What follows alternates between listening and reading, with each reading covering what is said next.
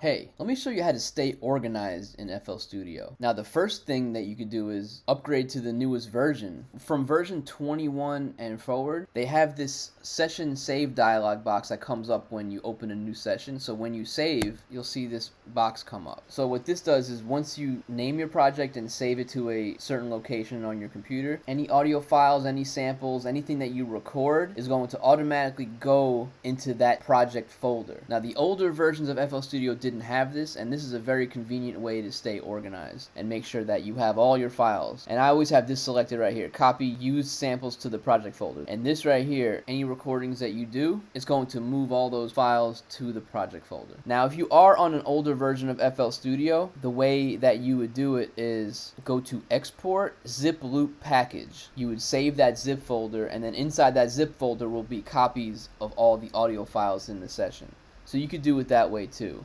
But with the newest update of FL Studio, you don't really have to do that. Like I said before, it automatically copies everything for you. Another thing I like doing to stay organized is, hey, you can't be lazy about this. You got to name your tracks. Don't just have it random sample 1, 2, 3. No, kick, snare, clap, what kind of instrument it is, all that. Even on the channel rack organization, I like to have my drums at the top, move my music towards the bottom. Also, something very important is sending all your sounds to the mixer, especially when it comes time to export stems. If you need to, everything needs to be routed to the mixer. And of course, if you want to add effects, you have to put them on the mixer. Highlight all the tracks and then hit Command L. That's going to automatically put them on the mixer, and it's going to name them, as you can see right here. Also, what you could do is color code by track types. I like to have all my drums one color, bam, and then for the melodies or the music, cool. And the same thing goes for the arrangement view. I'm not currently using it in this particular session, but if I was, you could do the same thing. You could change the color for certain track types, rename your tracks,